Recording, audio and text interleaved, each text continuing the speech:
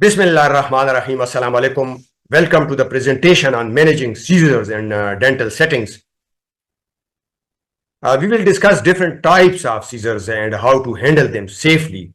Understanding seizures management is crucial for patient safety during dental care. The seizures may be idiopathic, can range from grand mal with intense movements to petit mal with brief episodes. Some seizures results from brain injuries or alcohol abuse. It is important for dentists to assess the patient's history and seizures control. How the patient is assessed during the medical interview, assess the level of seizures control, ask about what occurs before, during, and after seizures, identify any factors that may trigger seizures, and check compliance with medications. How will you manage a patient with seizures in dental setting? If seizures occur, the main goal is to protect the patient from injury. Monitor the airway closely and position the head to prevent obstruction. Use high volume suction if the patient has difficulty clearing secretions. Status epilepticus involve continuous seizures and require immediate suction. Notify emergency services and administer benzodiazepines. Be ready to provide basic life support if needed. After a seizure, monitor the patient's vital sign carefully. Ensure the patient is fully alert before allowing discharge. Notify the primary care physician for further evaluation. Seizures from ethanol withdrawal happen after specific symptoms appear. Control these symptoms with benzodiazepines. Defer dental treatment until the patient's condition is stable. Let's explain the management steps using a flow chart. We will go through each step of the flow chart in detail.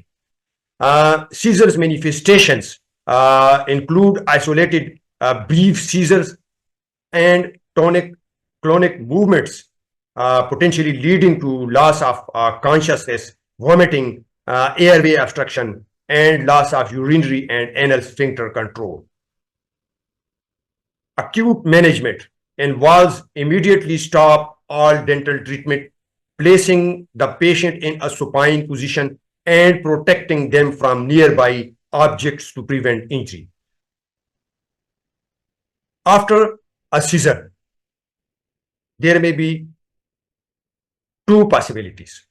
One is patient is unconscious and other is patient is conscious.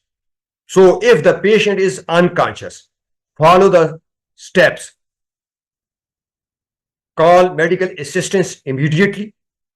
Place the patient on their side and suction the airway if necessary. Monitor the vital signs closely to ensure patient stability.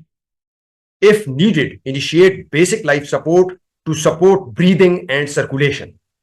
Administer oxygen to help maintain adequate oxygen levels in the body. Transport the patient to an emergency care facility for further evaluation and treatment. If the patient is conscious after a seizure, take the following actions. Suction the airway if there are any obstructions or secretions. Monitor vital signs to ensure patients remain stable. Administer oxygen is needed to maintain adequate oxygen levels. Consult a physician to evaluate the patient's condition and determine any necessary follow-up care. Observe the patient in the office for at least 1 hour to ensure there are no immediate complications. Ensure the patient has someone to accompany them home to provide support and assistance. For a repeated or sustained seizures, repeat the above steps from 1 to 9 and also take the additional steps. Administer diazepam or midazolam as specified, titrated until seizure stops. Call medical assistance immediately. Protect the patients from nearby objects to prevent injury.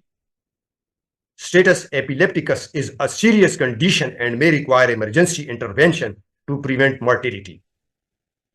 Once a seizure stops, here you can see in the flow chart, place the patient on their side to help maintain an open airway and suction the airway if necessary. Monitor vital signs to ensure patients remain stable. If needed, initiate basic life support to support breathing and circulation. Administer oxygen to help maintain adequate oxygen levels in the body.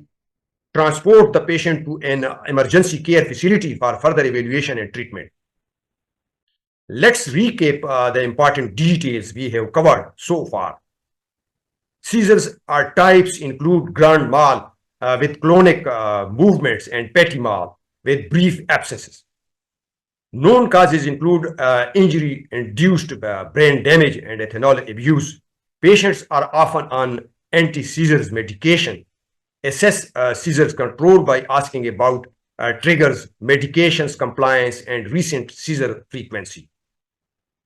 Most seizures in a dental office do not need emergency measures, just protection from the self-injury. Monitors the patient airway, extend the head, and move the mandible if obstructed. Turns the patient head to the side if vomiting or secretions occur. High volume suction can help clear the airway. Status epilepticus involves continuous seizures without recovery period and require emergency intervention. Use IV diazepam or IM midazolam for rapid response. Be prepared to perform BLS due to the risk of apnea. After seizures, stop, monitor vital signs, and ensure the patient is fully alert before discharge. Notify the patient's primary care physician for further evaluation. Signs like tremors, palpitations, and extreme anxiety indicate possible seizures from ethanol withdrawal. Delay dental treatment until the patient receives appropriate medical care. Benzodiazepines help manage withdrawal symptoms and prevent seizures. To conclude, effective seizures management in dental care is vital. Preparation and appropriate response can ensure patient safety and care quality. Thank you. Wish you best of luck.